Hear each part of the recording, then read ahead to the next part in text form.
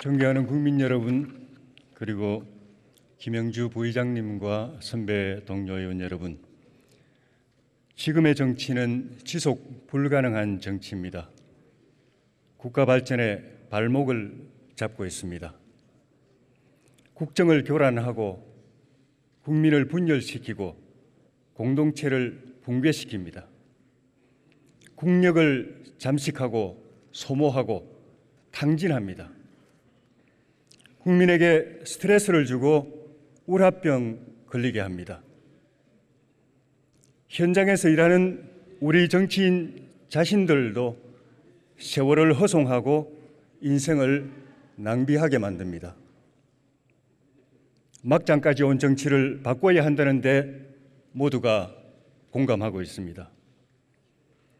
현행 선거제는 합의 처리의 대원칙을 깬 헌정사의 오점이 남긴 정치적 사생아입니다.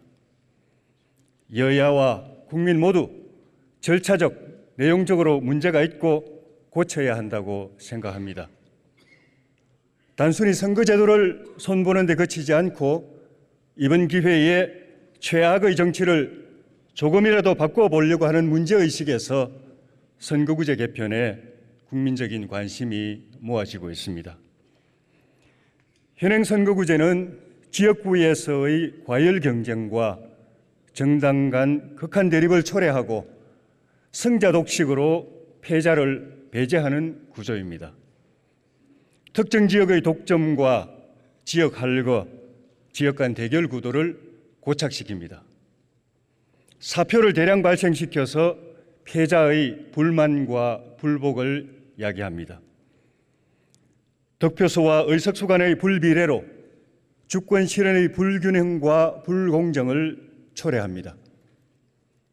여든 야든 자신이 얻은 표보다 너무 많은 의석을 가져가거나 이런 표에 비해서 너무 많은 의석을 빼앗기는 것은 정치적 대표성을 위협하고 국민 주권의 실현을 저해할 뿐만 아니라 정치의 공정과 정의를 무너뜨리는 일입니다. 문제를 해결하기 위해서 연동형 비례제와 지역구 중대 선거구제, 권역별 비례제 등이 대안으로 제시되고 있습니다. 연동형 비례제는 비례제 자체에 대한 국민의 부정적 인식과 국회의원 정수 확대에 대한 강한 반대가 장애물입니다. 도농복합 중대선거구제는 적용 대상 지역 선정, 의석수 배분, 선거구 획정 등 합의가 난제입니다. 권역별 비례제 역시 제도가 기능하기 위해서는 의석 확대가 필요하다는 점에서 연동형 비례제와 똑같은 고민을 안고 있습니다.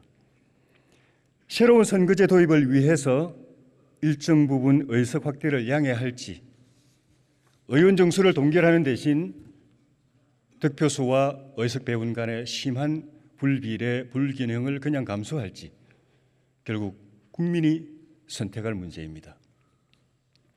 바람직한 선거제도는 국민 개개인의 표의 가치가 공평하고 균형 있게 의회 구성에 반영되게 하는 것입니다.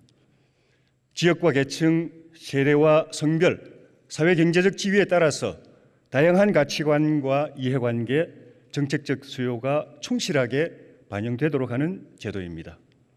그리고 무엇보다도 선거제도의 내용과 기능, 효과 등에 대해서 유권자들이 충분히 이해하고 판단할 수 있는 것이어야 합니다. 특정 제도 설계를 통해서 다당제를 만든다, 양당제를 만든다 하는 것은 국회의 재량을 넘어선 일이고 국민에 대한 월권이라고 생각합니다.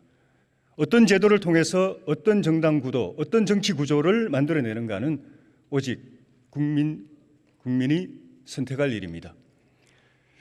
현행 선거제를 어떻게 손보든 간에 국가의 건강한 발전과 지방의 지속 가능성을 위해서는 소멸 위기에 처한 지방에 대한 배려가 반드시 있어야 합니다. 지방의 정치적 대표성을 강화하기 위해서 헌법재판소의 2대1 기준 안에서 지방의 국회의원 정수를 최대한 보강해야 합니다.